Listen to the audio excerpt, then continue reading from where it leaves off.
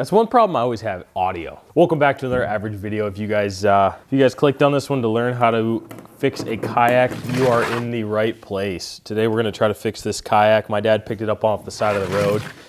The lady was getting rid of it, obviously, because it had a hole in the back, and she didn't feel safe riding along in it. So we're gonna show you kind of the things that I fixed my other two kayaks that had holes in them before. So that's kind of what we're gonna be doing in this video, is running through how to fix your kayak. This one's a plastic one. I haven't fixed a fiberglass one yet, but I'm assuming they're not horribly hard to do. So let's just jump right into it and start the video. So first thing, you know, easier said than done sometimes, but you're gonna wanna get all of this stuff that you don't want, all this junk and jazz.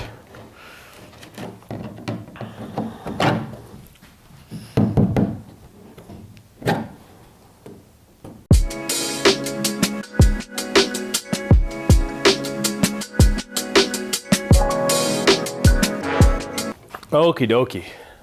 Well, now that we got that all plugged in, or that all cleaned up, we are ready to start the process. And process is very simple. I got this is like basically like a soldering gun, but it's got this weird little tip on it that heats up. And I've used it, I don't know, I think I made a video at some point where I used it, and you guys were able to see me kind of weld this plastic onto the back of my blue kayak.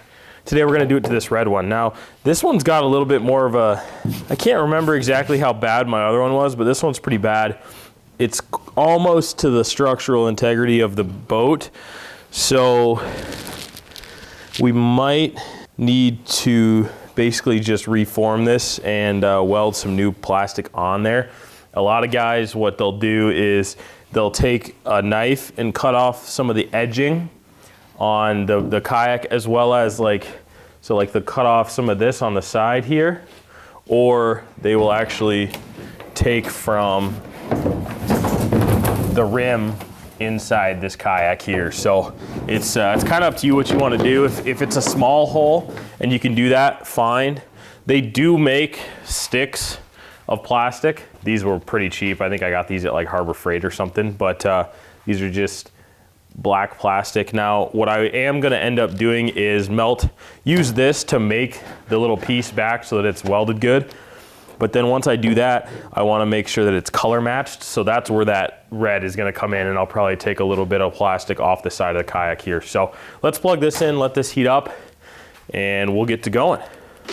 While we wait for that to warm up, I'll place in a quick snippet of this week's podcast. Me and a buddy from college started a podcast in a trailer, and we're on episode 4 now, I believe. So I'll put just a little snippet of that, and we had a special guest. Shout out to Steve. He was hilarious. And yeah, check that out. It's on Spotify and Apple Music as well. I'm sitting there playing, I just downloaded Valhalla because I'm bored. What's that? The Viking game on GameCube, Game Box. Xbox. I'm sitting there playing, and of course I got to sit on easy, and I'm like, wait a minute, can I cuss tomorrow? If I couldn't, then I'd have to start my clown process and to not cuss for like 24 hours. No. Thank the Lord. You said GameCube. I was like, there ain't no downloading shit on a GameCube. No, dude, you gotta go. Some people aren't gonna get that at all. No. Google it. You young people out there. Okay, so once you think it's hot enough, you kind of just test it on the plastic. This is melting the plastic pretty quick and easy, so I'm assuming that it is all good to go. What I did in the last one, and I'm not saying this is 100% the right way to do it, but what I've done in past is kind of heat up the plastic that you're planning on reshaping and melting and stuff. Once you heat that up, it's gonna get a little pliable. It's just gonna start getting easier and easier to work with.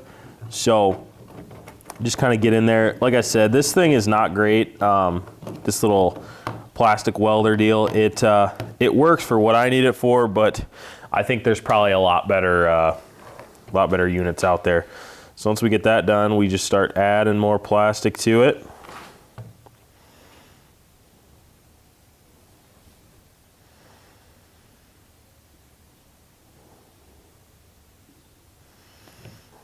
like so. Just kind of piece by piece, you heat it up.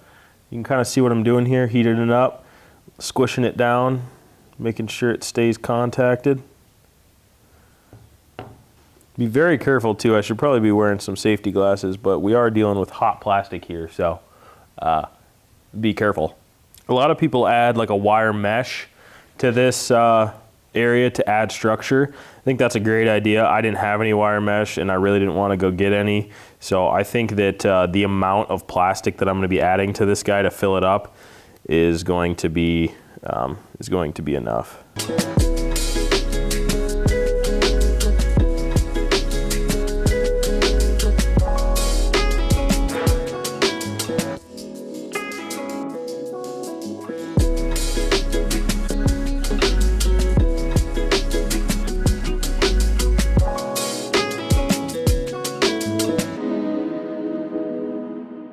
Okay, so now that we have gotten some of the plastic on there, that has kind of made this structure a lot tougher.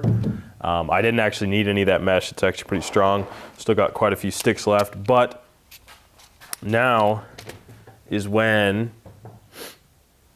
we need to start shaving off some pieces for us to use. So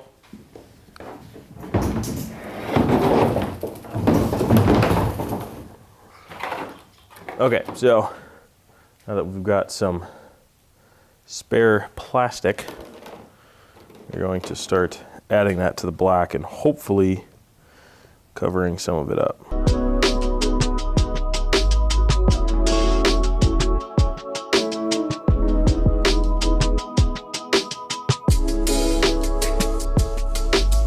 Alrighty, well, after quite a bit of mending, that's pretty much the finished product. I might sand it down just a little bit. One thing I do recommend though is, I've never done it before with the two different colors, with the black and the red. So I did a black layer to really fill it in because I had a bunch of filler black, but trying to cover it back up with that red was kind of a struggle. So I would highly recommend, if you were going to do something like this, get the color originally that you're going to be using.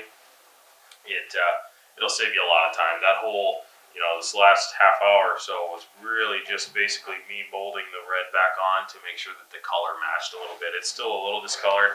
I might add a little bit more at some point, but for right now it's pretty good to go. I think the last test is going to be, does it float and does it hold water out?